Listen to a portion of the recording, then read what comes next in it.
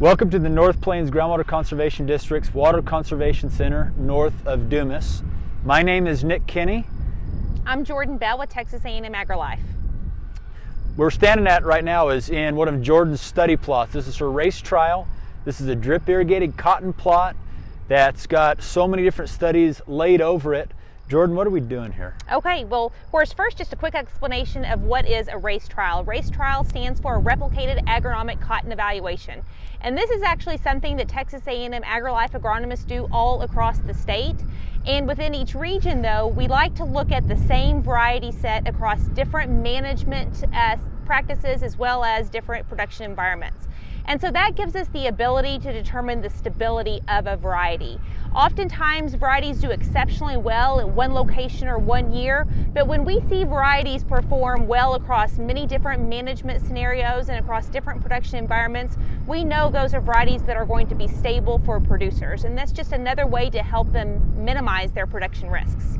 So what we're going to do today is take all of what Jourdan is working on and have a conversation back and forth. This will be a little bit different format than normally what has been had in these videos. And we're going to talk about some of the important aspects that Jourdan's trying to extract from this. So Jourdan, there was three things we talked about that we would like to discuss. The first one, we talked about trying to categorize cotton production for the North Plains, knowing that there's some different physiological barriers. We think there's a potential for a different growing degree day model for this area. And so let's start there. What are we doing? What are you looking at here that's going to help us categorize cotton in the North Plains? Right, definitely. So of course we're looking at variety sets. And we are focusing on those early to early mid-maturing varieties, and that is because we are in a very narrow production window. We need to get our cotton planted in May, and oftentimes that cotton crop is going to be finished by the first frost in mid-October. So we have a very narrow production window, and it goes back to what you were saying with regards to the growing degree day accumulation and how do current models maybe vary based on this production environment. Also, of course, management. And so being that we're at the Water Conservation Center, we're able to actually impose irrigation treatments on this trial. So here we have the same trial duplicated or blocked by irrigation treatment. So we can actually evaluate the effect of irrigation on the variety development. That's great. I tend to think that this is a comprehensive management plan that's going to have to be in effect to be really productive in cotton here. So right. Have you seen yet any differences in the way cotton responds to more or less water in terms of how much heat it needs to develop, or is that something that you're hoping you can extract by this study? Well, we are hoping to extract more, but we can definitely see, just with regards to the vegetative development, how irrigation, especially early season irrigation, encourages that vegetative development. And the risk from too much irrigation potentially early in the season is that we are going to develop a plant and develop fruiting sites that we don't have time to mature. Right. However, right. We also don't want to restrict the development so much that we restrict the development and the potential production potential. Yeah, sure. Certainly at some point you got to grow enough vegetation that you can transition into reproductive, and we harvest the reproductive. Exactly. You can play it all the way safe and have no fruiting sites, or you can be really aggressive and have no fruiting sites. Mm-hmm. So I noticed you've got this ribbon in your hand. Yes. I think this is an important aspect of what we're doing here. Do you mind sharing Sure. what you're doing with these plants? What we've actually been doing over the last several weeks is tagging cotton blooms. And so that is a question that producers have had across this region with regards to just the development. What is our last effective bloom date? And so that's actually going to be the last blooms that develop into a harvestable boll. Okay, so what you're able to do is you're coming out here chronologically making a mark of when that bloom occurs, hoping that you can calendar that in, knowing what the growing degree days are, and come back and say we need 250 heat units from time of boll to complete, or some. Exactly. So what is the increment now you're thinking? What's your hypothesis on how much you're thinking it's going to take to finish? Well, as a whole, I think most producers in this region looked at maybe mid-August, even up to August 20th, which is today, as the last effective bloom period. However, when we visit with producers and research scientists from other regions, they really say there's no way at that elevation can that be an effective bloom date. Research from other regions does show that usually, even in the southeast, that we're looking at mid-August as the last effective bloom date. And on average, we need 750 growing degree days from bloom all the way through maturation. Full maturity. You know, this is an interesting topic because it's one that I've had lots of what I feel like good conversations with growers where we feel like we've got this optimum unit of heat range where maybe the heat unit models from other places don't quite fit us because we're not usually, like today it's about 90 degrees. So we're not exceeding that 92, 93, 95 range that's pushing us off the heat unit curve. And we're not accumulating, but our overall number of heat units may be lower, but there's a more optimum range. I mean, that's a hypothesis that... Exactly, and so that's an excellent point. And when we talk about heat unit accumulation, especially the last several weeks, we've accumulated some days up to 25 heat units. But we need to keep in mind that once we hit those upper temperatures, whether 98 to 100 and even more than 100, those are no longer effective heat units because that plant is under stress and it's putting all of its energy just into transpiration to keep cool and not necessarily into development. Sure. And so this plant's looking at its physiological abilities. At some point it's determining this is too stressful, I don't have enough resources, I'm going to shed some bolls. Exactly. And so you start to see that when you get into those upper levels where you actually, even though you may have a number there of heat units, some of those may be detrimental because they're causing other conditions in the plant. Right, and that's what we have started to see over the last several days. We're starting to see a lot more fruit shed, and we can see those boll scars on the branches where those plants are starting to shed a lot more fruit than we were seeing early on. Hey, Jourdan, can you find one of those boll scars while we're looking? Yeah. So right here. And that's just a really clean abscission where you can see this is probably not the exact same boll, but yeah. Where that just naturally shredded off because the plant was trying to maintain existing fruit, and so it was going to drop the fruit that it could not successfully take to development. And of course, when we look at a lot of the fruit that is shed during this time, it's going to be those outer positions. Of course, that first position boll, that's really what people call their money boll. That's going to be those earliest blooms and going to have the best fiber quality. And then we have our second positions, third positions, and so usually it's those exterior positions. And so here's another example of here's an outer bloom on a third position. Well, that more than likely might not make a harvestable boll. You know, it's kind of anecdotal as you're talking about it.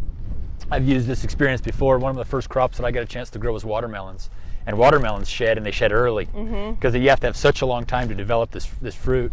The first time I walked through this watermelon field that I was growing, I thought, I've got no crop because it was just shedding left and right. Right. But what was retained, in actuality, when the season was done, there was enough of fruit load for 80,000 pounds of watermelon per acre. And you're like, oh, this happens. Exactly. So shedding is going to happen. It is. It's very natural. And so oftentimes producers start to see the shedding and they become very concerned. Research has shown, and people who've actually gone in and done counts on the percentage of fruit that's retained, that even very good crops will shed up to 60 to 70% of their potential bolls. So their fruit shed is very common. Of course, often we see it very early on with insect pressure. Did you see any of that here?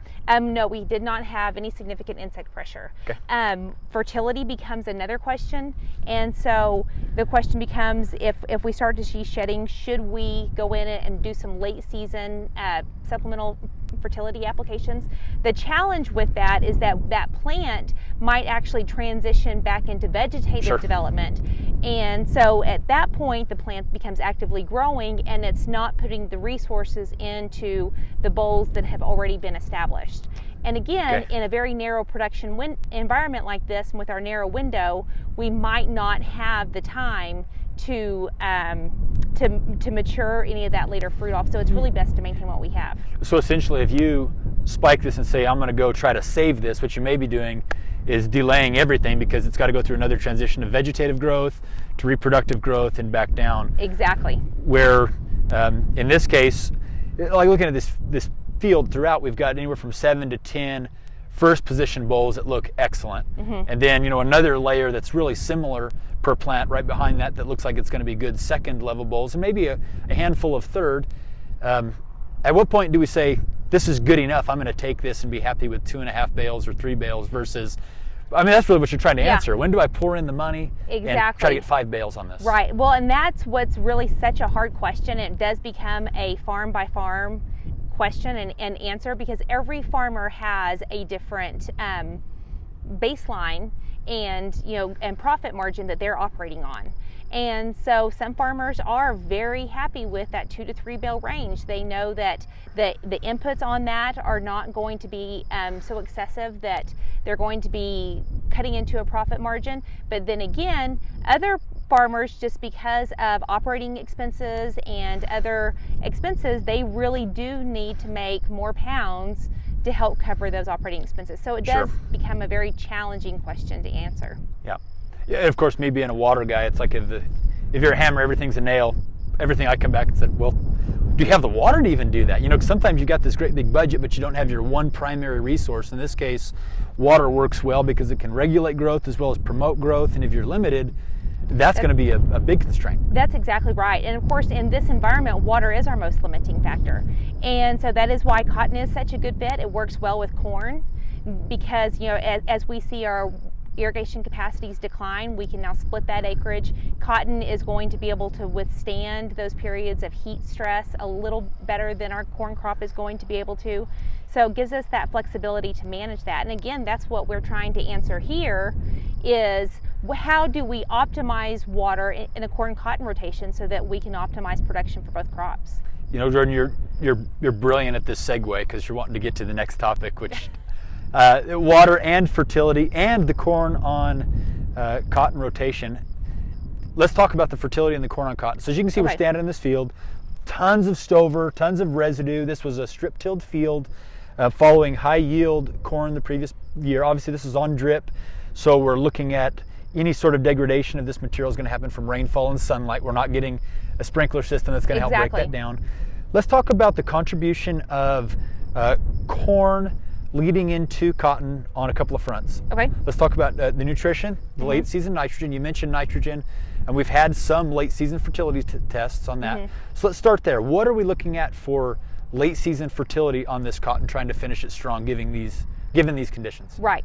So a rule of thumb for cotton development is about 50 pounds per bale. And of nitrogen, yes. And so the producer with whom we're working, he had that objective in mind. He did come in and put on about 3 tons of compost, and that was on average about 30 pounds of nitrogen per ton. And then he also came in and applied 1034 up front with his strip till rig. And so on that he had another close to 30 pounds. You know, I might interject one thought on that. I like the idea of compost in cotton. It's basically, if you were to dream up a time-released nitrogen to put on, it's the one. Exactly. And so that's an excellent point, because oftentimes if we come in and put all that nitrogen on up front, the plant's not going to use it. And depending on rainfall, we could possibly leach some out of the root zone, or just depending on the source, we might not have all of it available later in the season. So with compost or an organic source, we have that nitrogen that becomes available throughout the growing season. And our nitrogen uptake for the plant actually doesn't speed up until we start to get into blooming and into that early boll development. So early on, our nitrogen requirement's actually very low. So if we were to look at this plant's chronological chart, we were looking at first square, early July. When would you say our blooming and boll formation was in this field? So actually we did not start really blooming until the first week of August in this field. And so of course when we start talking about blooming, it actually does start a little earlier when we start looking at the squares. And that square is of course going to be that early cotton bud. And with that bud, we actually have a lot that's going on within the development of the cotton boll itself. So once we start squaring, that's actually when the plant starts to form its number of locks and the potential seed sites or the number of seed per lock. And so a lot of activity is going on pre-bloom. But once we hit bloom, that's when the water requirement really peaks, the nitrogen requirement really peaks, and we see that uptake becoming important. So if I were to take this strategy, it's almost a personification of the cotton plant. And you would want to have enough resources early that the plant is confident that it can go ahead and establish how many locks and how many boll sites, etc. Obviously, this being a crop that can put on more fruiting sites later, it can adapt, but you don't want to give it too much excessive resource, otherwise it can run away early.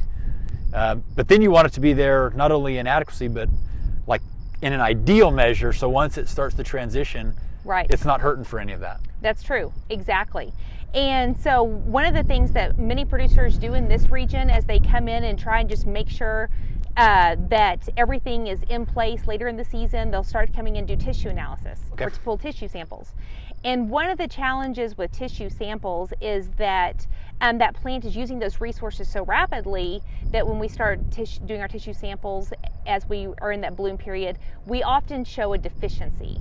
And we really need to also be sampling our soil, because the soil, just like with water, that's our bucket. There's our reservoir. Yeah, it's your forecaster. It's going to show you what's going to be available. And so if we can actually test the soil, we know, well, what do we have available in that savings account without just testing the tissue? Because possibly the deficiency in the tissue could be due to some other form of crop stress. Sure. Or just the fact that the plant is using those resources so rapidly that those uppermost mature leaves that we usually look at when we actually do our tissue analysis, the uppermost harvestable leaf shows a deficiency, whereas the field itself might not necessarily have a deficiency in the soil. Okay. So we did that here, though, on this particular field. Can you speak to that specifically on this case scenario? Yes, we did. And so when we did our tissue analyses, we did show that we had a nitrogen deficiency. Okay. We also did a soil analysis, and we did show that for our 3-bale goal, that we did have adequate nutrients out here. And so we had met that fertility with the compost and with that early season 1034-0.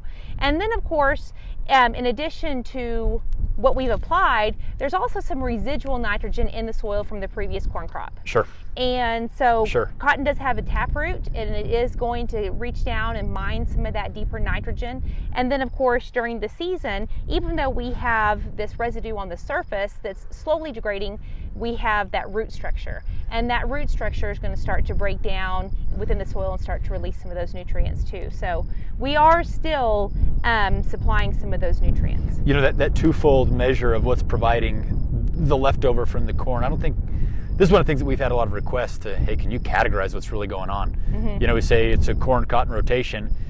Well, we did some deep digs in these soils here at the Water Conservation Center to try to find out what's left water-wise and how deep the roots go. We saw cotton roots down to like 8 and 9 feet. Mm-hmm. We maxed out what we could get with the backhoe. And then we saw the corn that had extracted water successfully to a little over 3 feet. It had roots deeper than that. Mm-hmm. But when you start to transition those two systems, I think that's where this benefit lies in, is you can put your money into a crop that's not going to be hampered by too much nitrogen, and whatever's left over, you haven't lost those funds essentially, because those now transition into a cotton crop. And depending on how you want to budget that with your books, right, it's still there. Exactly. So I think that as we've transitioned in this region into more cotton systems, there's been so many questions about that. And of course, questions just about getting the crop established in heavy corn residue. And that's where we've seen where strip till really works well, because we can open up that planting furrow, we can warm the soil up in that region, but we still get the benefit of the residue to protect the soil surface and just maintain that soil quality. That's great. A bit of a tangent I don't really want to talk about now, but just something that excites me is also doing cover crops in residue to see, does that yet provide another benefit? And we're, you know, there's give and takes with all of that. But, right, and that's what we're very excited about, the research that we're doing here on that as well. Is there an added benefit from a cover crop in a conservation tillage system? And so, of course, again, there's a water question. And is that the best use of limited water? And of course, in a wet year, we've seen that we've replenished that water, but what happens in a dry year? Yeah. And so it's a very real question, especially when producers are having to balance every inch of water they apply and think about strategic applications. Sure. Now, winter irrigations become very applicable. We've had some discussion on that similar topic of how much does organic matter contribute to that? How do we simulate or advance organic matter in these systems? All these things play in. I think the discussion is fascinating. As you can tell, you know, I consider you an expert on this, and so as we're talking about it, I love the thought that each thing comes up with a bigger question mark for the next thing. We know what we know, and that's answering a lot of questions, but it's exciting to see where we're going when we start to fill in the blanks on the questions that have come back to the surface. Right. Well, and that is what's so fun about doing the research here, is that we can continue to answer the next question. And so that's often what research does. It opens a door for another question. You know, it seems like we've never reached the end of the story, but sure. No, I would say from a production standpoint, cotton it's obviously successful in this area. It's a great mix with cotton and corn. It's exciting to say, well, can we get 25% more economic return now out of both of these crops because of the symbiotic relationship? Exactly. And this was a very hard year for cotton. Farmers had a very tough time getting cotton established. But again, this was an anomaly. We generally don't have those very wet, cool conditions in May. Sure. But again, we have seen that even in fields that were in very poor shape, this was one that in late May, early June was in very poor condition, that as soon as we warmed up, that cotton plant very quickly recovered and really took off. So more than likely it was set back a little bit, you know, especially when we consider last year and how well cotton did last year and the expectations producers had for this year's cotton crop based off of last year. But nevertheless, you know, this is pretty average for what we do see across this region. A good 3 bale yield potential is very common. That's probably an important temperance, isn't it? Yes. Like 1 year of 5 bale, take those extra 2 bales and be happy with it. Right. But you still want to base your crop on a more reliable number, and 3 bales has got to be very reliable in this region. Exactly, it is. It's reliable. We have the varieties that can meet that yield goal. Yeah. They perform very well. The quality is exceptionally good for these early maturing varieties in this region, and so as long as we can, I think, realistically look at maturing out a crop to reach that yield goal, we can maintain the production and the quality. And that does become a concern, because if we were to push this year for a 4 bale crop, well, potentially we might have the pounds, but we might not have the time to mature the lint. Sure. And so we could have a really big ding in quality. And ultimately that does not just affect the farmer, but the region as a whole starts to get a bad eye for producing poor quality cotton. Well, you know, this is one of the things that as cotton moved up here, and this maybe is the end quotation mark on the fertility portion. One of the comments always was, you need to hold back on nitrogen on your cotton because you're going to cause bad micronutrient numbers at the end. But we're starting to see a little bit different dynamic with that. Now it looks like we actually can fertilize for some yield and quality strategically, but there's caveats. I think so. I really do. I mean, again, it's strategically managing that, not putting on a lot of late season nitrogen to occur as excess vegetative growth, so that we're not developing the fibers that we have. And using our soil testing and really getting a good grasp on what we have in the system, and so we can spoon feed, whether it's with a irrigation system or with our or drip or center pivots, and then even on dry land, just being very realistic of what we have in the soil. Sure.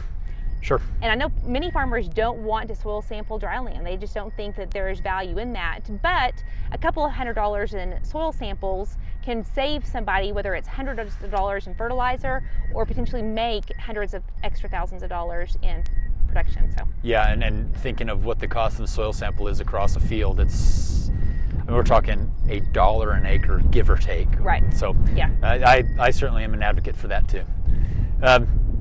We can talk about lots of things. This is good conversation for me. One thing I know I want to get to is, so laid over this race trial, and like I said, the race trial is a bunch of different hybrids, and it's compared throughout the region, so you can see the differences in how they perform regionally. Right. One of the specific things that you were able to do here, since we had pretty good control on a drip field, was subjected to 2 different irrigation managements. Yes. Let's talk about that for a little bit. Okay. What was the strategy? What was your hypothesis going in? Because I enjoyed that thought, so I want to hear what. Right. So again, so we're taking the same variety set and we are blocking it by irrigation. So we have one set of varieties where we're trying to optimize production, and we started irrigation at the early in the season, and we looked at especially pre-square irrigation and really wanted to keep that going throughout the season. On the other half, we're actually looking at withholding any irrigation till later in the season. Okay, so in essence, we'd be simulating if a grower had a cornfield and a cotton field that were sharing water.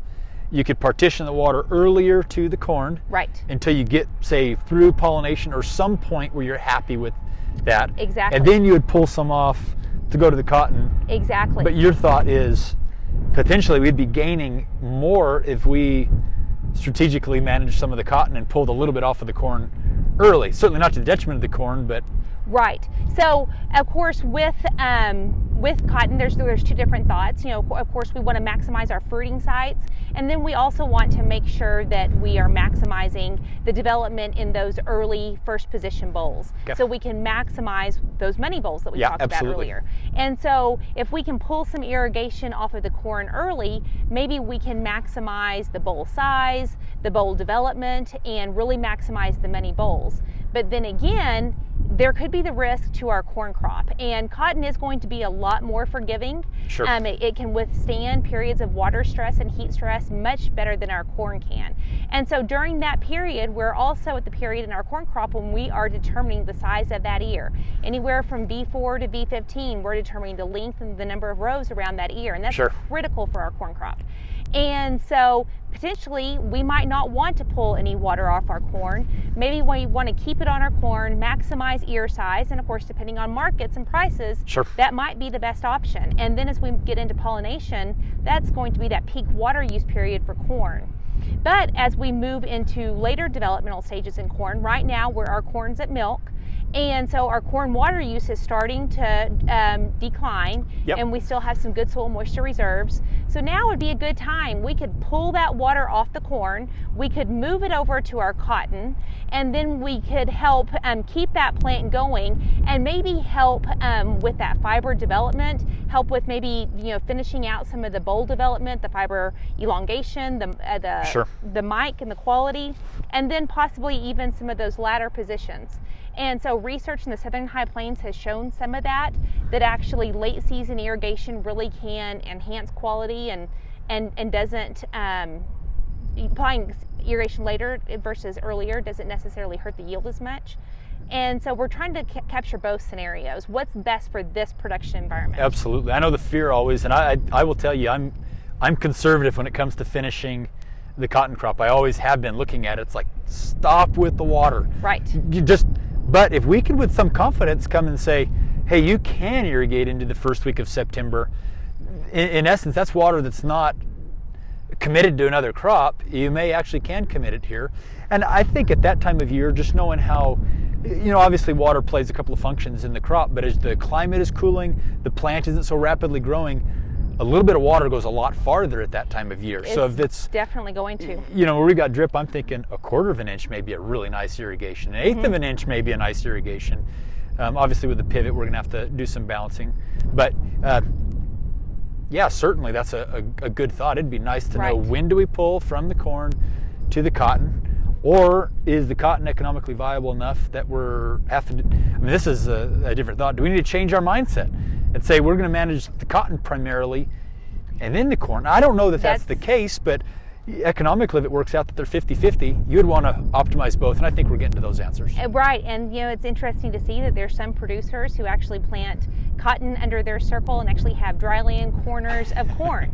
So Sure. That's a completely different mindset and a completely different scenario for this region when we've historically been an irrigated corn region. So we're really starting to see that, and of course this year with the rain we started with a full profile. Yep. So it's going to be hard to answer those questions all this year. It's something that we definitely want to continue for several years so we can really just see how different environments affect everything moving forward. Yeah, one of my thoughts I've had historically is the answers that we end up finding that make a stepwise change in production come from connecting the dots. Right. And if we don't have some dots on the map with this, we don't have anything to connect. So I'm happy from a research point of view or a demonstration type point of view or an experimental point of view with a year like this, because when you go back and look, we're going to have 1 in 5 years that looks like that. So what do we do that year? And does the cotton and corn together, do they act differently on those years? Right. Is one more beneficial than the other? you know, we've seen some things with trends in corn where a hot start and a cool finish may be beneficial. Right. That might be counterintuitive, but if that's the way it is, we can make some management decisions based on that. So deep down, I know publicly it's been hard this year because a lot of people have had to replant cotton. Right. I am glad that we've got some of these small plots, as well as some producers who've stuck it out, because this may be more telling. Yeah, I think so. I really do. I think it really tells us a lot about how resilient this crop is, Yep. and how it's able to recover. You know, sometimes, and I understand when you have a lot of money riding on this, you need to get in there and you make those decisions very quickly, because you cannot take that risk. Yeah. But oftentimes, you know, just as the season transitions very quickly, we did see this recover, and so it's interesting to see how that happens. And of course, again, producers came into the season thinking we were going to have a late crop. Well, we've seen also, looking at our previous research, that where we have planted cotton in late May and haven't accumulated any May heat units, very similar to this year, we've still had very good yield potential. Sure. So that's kind of how this year turned out. Sure. Well, I'm glad we're charting it. Jourdan, this has been great. Yeah, I appreciate visiting definitely. with you. Good to visit with you. Hopefully we can do it again. Yeah, thanks. Thanks.